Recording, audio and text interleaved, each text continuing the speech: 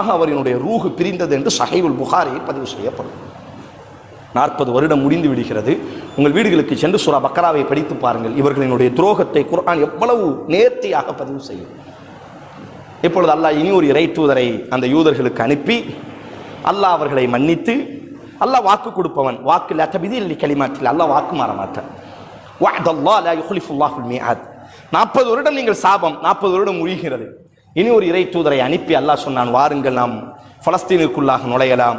அப்படி நுழையும் பொழுது அல்லாஹ் இட்ட கட்டளை என்னவென்று சொன்னால், பணிந்தவர்களாக, இது அல்லாஹுவினுடைய ஆலயம், அல்லாஹ் வணங்கப்படுவதற்காக இப்ராஹிம் அலைஹிஸ்ஸலாம் கெட்டிய ஆலயம், உங்களினுடைய பெற்றோர் என்று நீங்கள் வாதாடக்கூடிய இஸ்ஹாக்கு கெட்டிய ஆலயம், ஆதலால் பணிந்தவர்களாக, அல்லாஹுவே எங்கள் பாவத்தை நீ மன்னிக்கணும், அல்லாஹுவே எங்களை நீ இரட்சிக்கணும் என்று அல்லாஹுவிடத்தில் அழுதவர்களாக, நீங்கள் பணிந்தவர்களாக அக்ஸாவிற்குள்ளாக நுழையுங்கள் என்று அல்லாஹ் சொன்ன பொழுது அல்லாஹ் குர்ஆன்ல சொல்கிறான், ஃபபத்தலல்லதீன ஸலமு கௌலன், கைகளை தட்டியவர்களாக, கெட்ட வார்த்தைகளை பேசியவர்களாக, அல்லாஹுவே எங்களை நீ மன்னிக்கணும் என்று அல்லாஹ் சொல்லிக் கொடுத்த வார்த்தைக்கு பதிலாக அல்லாஹுவை கேலி அடிக்கும் விதமாக ஹைத்தத்துன் ஹைத்தத்துன், கோதுமை கோதுமை என்பதாக டான்ஸ் ஆடிக்கொண்டு, இப்பொழுதும் நீங்கள் யூடியூப்பிற்குள்ளாக போய் பார்க்கலாம், யூதர்கள் அக்ஸாவிற்குள்ளாக நுழையக்கூடிய லட்சணத்தை அல்லாஹ் பதிவு செய்கிறான்.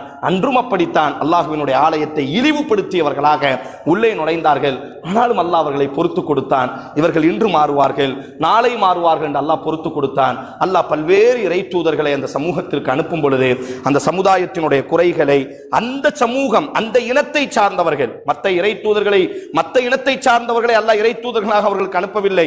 இஸ்ரவேலர்கள் யூதர்களினுடைய இனத்தை சார்ந்தவர்களை அல்லாஹ் அவர்களுக்கு இறை தூதராக அனுப்பினான். 4வது அத்தியாயம் 155வது வசனம், ஃபபிமா நக்திஹிம் மீசாகஹும் வகுஃப்ரிஹிம் பிஆயாத்தில்லாஹ் வகத்லிஹிமுல் அம்பியா, தங்கள் இனத்தை சார்ந்து தங்களுக்காக அனுப்பப்பட்ட இறை தூதரையே கொடூரமாக அவர்கள் என்ன செய்தார்கள்? கொலை செய்ய ஆரம்பித்தார்கள். மஸ்ஜிதுல் அக்ஸாவினுடைய வளாகத்தில் பலஸ்தீனிலேயே வட்டி தொழில் செய்ய ஆரம்பித்தார்கள், விபச்சாரத்திலே ஈடுபட ஆரம்பித்தார்கள், அவர்களுக்கான ஷரியத்தை மாற்ற ஆரம்பித்தார்கள். அப்பொழுதுதான் அல்லாஹ் ரப்புல் ஆலமீன் மீண்டும் எதிரிகளை அல்லாஹ் அவர்கள் மீது சாட்டி அல்லாஹ் அவர்களை அந்த பூமியிலிருந்து விரட்டி அடித்து விட்டார். பிறகு ஒரு 100-200 ஆண்டுகளுக்கு பிறகு தாவூத் அலைஹிஸ்ஸலாம் என்ற ஒருவரை அல்லாஹ் கொண்டு வந்து, அவரை கொண்டு அவரும் யூதர்களை சார்ந்த இஸ்ரவேலர்களை சார்ந்தவர், அவரை வைத்து அல்லாஹ் மீண்டும் இவர்களை மஸ்ஜிதுல் அக்ஸாவிற்குள்ளாக பலஸ்தீனுக்குள்ளாக கொண்டு வந்து, அன்றைய தாவூத் அலைஹிஸ்ஸலாத்திற்கு முன்பு இவர்கள் விரட்டப்படும் பொழுது அந்த மஸ்ஜிதுல் அக்ஸாவை இடித்து விட்டார்கள் எதிரிகள். திருப்பி தாவூத் அலைஹிஸ்ஸலாம் வந்து அடிக்கல் நாட்டுகிறார்கள். குர்ஆன் பதிவு செய்யும், சுலைமான் அலைஹிஸ்ஸலாம் அவரினுடைய மகனார் சுலைமான் அலைஹிஸ்ஸலாத்திற்கு உலகத்தையே அல்லாஹ் ஆட்சி செய்யக்கூடிய அதிகாரத்தை கொடுத்திருந்தானே, அவருக்கு ஒரு பெரிய ஆசை, மீண்டும் இப்ராஹிம் அலைஹிஸ்ஸலாம் கெட்டிய, நம்முடைய தகப்பன் கெட்டிய இந்த ஆலயத்தை மீண்டும் நாம் எழுப்ப வேண்டும் என்ற ஆசையில் மனிதர்களை கொண்டும், குர்ஆன் சூரா நம்ல் என்ற அத்தியாயத்தில் அல்லாஹ் சொல்கிறான், ஜின்களை கொண்டும் சுலைமான் அலைஹிஸ்ஸலாம் மஸ்ஜிதுல் அக்ஸா என்று சொல்லக்கூடிய மிக பிரம்மாண்டமாக அல்லாஹ்வுக்காக ஒரு பெரிய ஆலயத்தை அந்த பலஸ்தீனிலே ஜெருசலத்திலே கட்டி எழுப்பினார்கள்.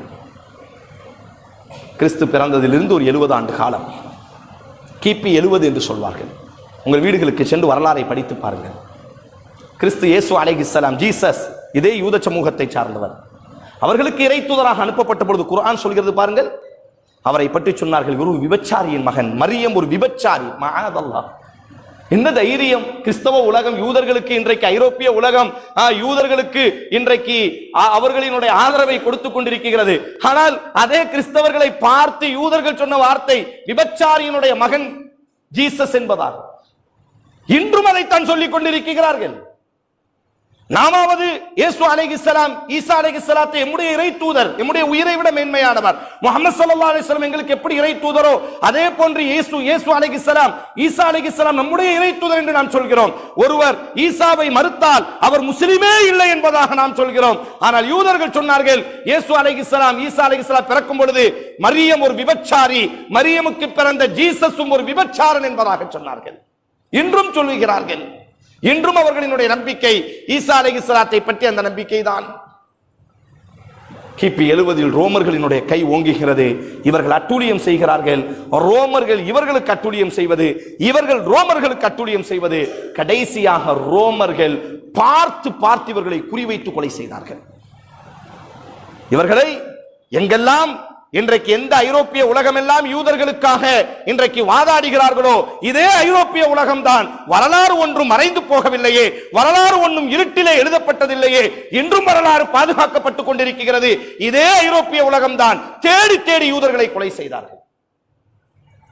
அப்படி உயிர் பிழைப்பதற்காக ஓடி வந்தவர்களில் சிலர் மதீனாவிலே தஞ்சமடைந்தார்கள். மதீனாவுக்கும் யூதர்களுக்கும் என்ன சம்பந்தம்? கிறிஸ்தவர்கள் தேடி தேடி யூதர்களை கொலை செய்யும் பொழுது இனி நாம் உயிர் பிழைத்தால் போதும் என்பதாக உயிர் பிழைப்பதற்காக மதீனாவிற்குள்ளே வந்தார்கள். அல்லாஹ்வின் தூதர் ஸல்லல்லாஹு அலைஹி வஸல்லம் பிறப்பதற்கு கிட்டத்தட்ட ஒரு 1000 ஆண்டுகளுக்கு முன்பாகவே, இவர்கள் என்ன செய்ய, ஒரு 500 ஆண்டுகளுக்கு முன்பாகவே இவர்கள் மதீனாவிலே கிறிஸ்தவர்களிடத்திலிருந்து தங்களை தற்காத்துக் கொள்வதற்காக பல நாடுகளில் போய் கிராமம் கிராமமாக உயிர் பிழைத்தால் போதும் என்பதாக யூதர்கள் தஞ்சமடைந்தார்கள். இவங்க